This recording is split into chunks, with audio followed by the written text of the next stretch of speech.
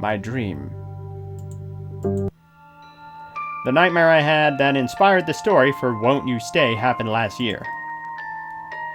I was in Brooklyn spending Christmas Eve with my family. We attended a Christmas Carol event at a church nearby. The event was organized at a local convent school? I don't know what that means. I don't know. The head Sister Rosie of the Covenant welcomed us in to be part of the event she was hosting at the church, and it was explained to us that the event was organized to help raise funds for the renovations on the church. After the event was over, Sister Rosie brought each guest a separate room to make their donations and to fill out a survey on the outcome of the night of program. She explained that the survey would help her understand which areas to improve on to make next year's event even better. When I entered the room, all of a sudden I was wearing a school uniform, so my dream must have been shifted to me becoming one of the female students from the Covenant. I gave a good review regardless of this sudden change in role, as I did enjoy the caroling and the food that was provided.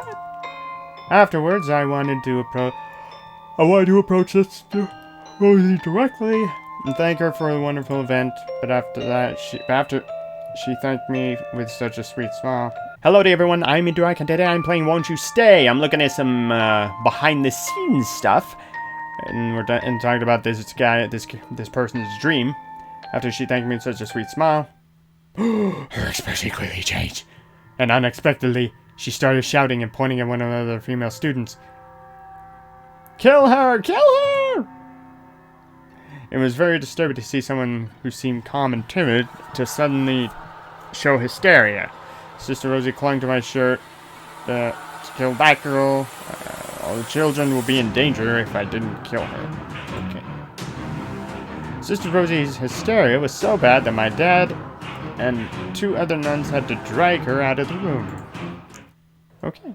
After she was escorted out of the room, everyone, including me, turned towards the girl that Sister Rosie was shouting and pointing at and accused of being a demon. Okay, so I didn't recognize her, like, as the girl at the house. I don't know why I didn't think of that, because I'm dumb. The girl was dumbfounded. And it wasn't long before she started crying and ran out of the room. Sorry about that. For some strange reason, though, I believed Sister Rosie. But I wanted to see whether she was right. I don't know, maybe she was. I'm just kidding. It turns out she was, because in the game, that's how it was. So I hid behind one of the pillars in the room. Oh, okay, never mind. That's a little different. Never mind. After everyone left, the girl and the other schoolgirl from before entered the room. Oh, they're both evil at the same time this time. I appeared behind the pillar and witnessed the two of them exchanging devilish grins with each other as they approached a little boy wheezing in the corner. That girl asked the boy, "What's wrong?" "I don't feel well." "Don't worry." That girl. "I can make you feel all better." I had a feeling I knew what terrible fate awaited that little boy when I heard the tone in that girl's voice. I didn't dare look, and unfortunately, I was right. "No way, please, no!" All I could hear was a little boy drowning in his own bile. Okay. When the two girls left the room, unfortunately, or did I miss some of that? Okay. Unfortunately, my curiosity got the better of the boy, and I peeked to see what had become of the poor boy. What I saw was so disgusting, so disturbing, that I fainted from the sight. If I went into detail about what I saw, it would probably make you sick. So I'll spare the details. When I woke up, the person I came face to face with was a little girl sitting on the living room couch. She was wearing a necklace with the letter E on it. For some reason, I was sure that meant her name was Emily, and then by luck, I guessed her name right. Well, I mean, yeah, that was strange, though. What was strange, though, was that I didn't remember my name. Okay. I started to panic, and Emily explained to me that the reason why I couldn't remember was because Blair, her older sister, had stolen a part of my identity. Okay. As Emily went on, she explained that after her death, Blair blamed herself and ended up becoming vulnerable to a demon who was able to possess her body while she was in her distraught state. That's when I realized the little girl was actually a spirit. I was shocked to also hear Emily say that the demons who possessed Blair was named Amelia. Well, that wasn't in the game. The demon has the same name as me, I thought to myself. Wait, oh, so you're a girl.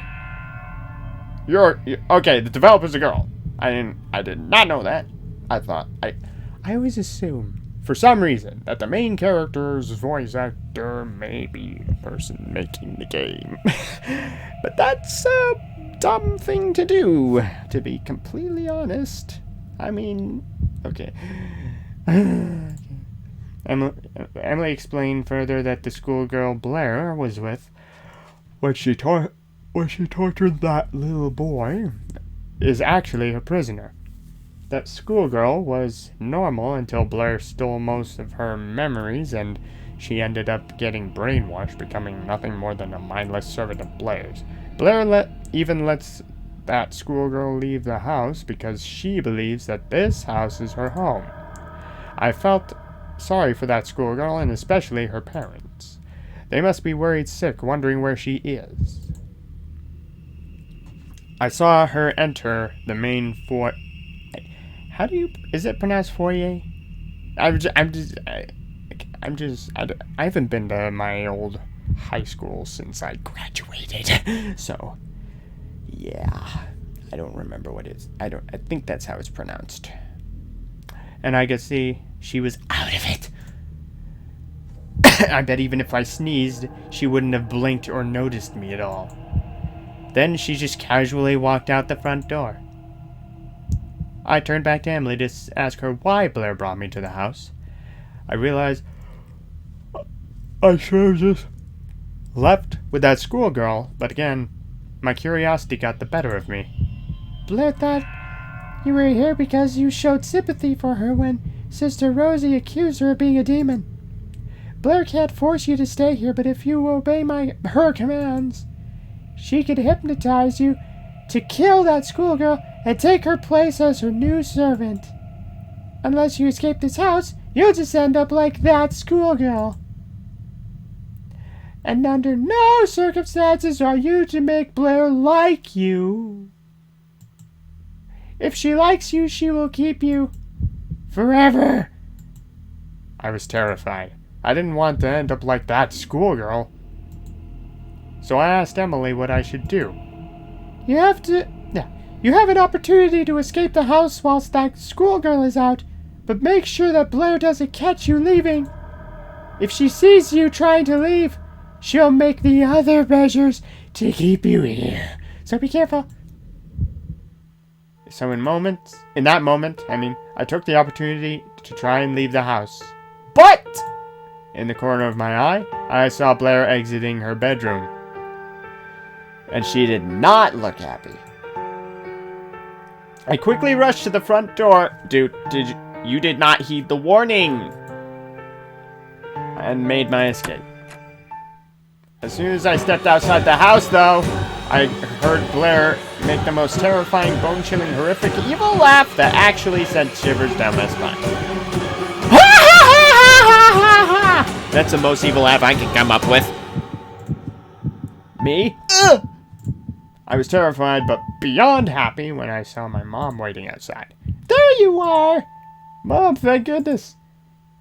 Oh, hi, Sister Rosie. Wait, what? What?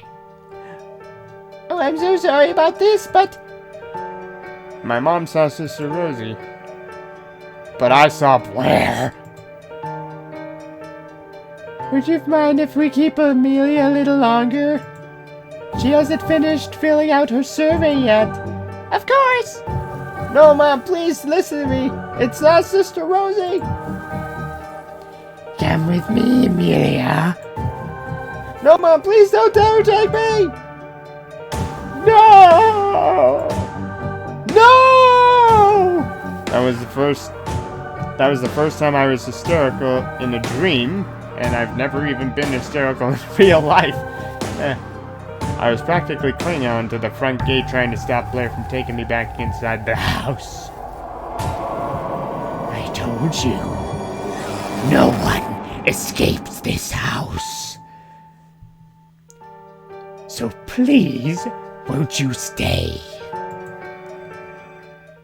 My dreams ended with that last line. My dream ended with that last line. I don't know why I added an S at the end of that. And as soon as I woke up, I was in a cold sweat, which has never happened to me before. I was too scared to go back to sleep, and I found it difficult to sleep the next few nights after, and I was afraid that I would see Blair again. I was fortunate enough to be working on a different project at the time with my team, and I needed a way to get over my fear of Blair. So I decided to turn my nightmare into a game. I'm over my fear of Blair now, and I would actually like to thank her for giving me the inspiration to make the game that you were all enjoying playing. I will admit that was a pretty good game. I mean, like, the fact that I could just go back and redo my choices is kind of ridiculous, but, I mean, whatever.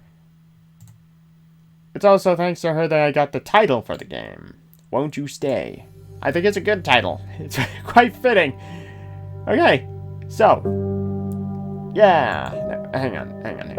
Oh, this text. Why this font? Okay, so that's all I'm going to do for this. That was pretty interesting. So, I think I'm going to just end this video here. So that's the end of this video, and I'll see you in the next one. Goodbye.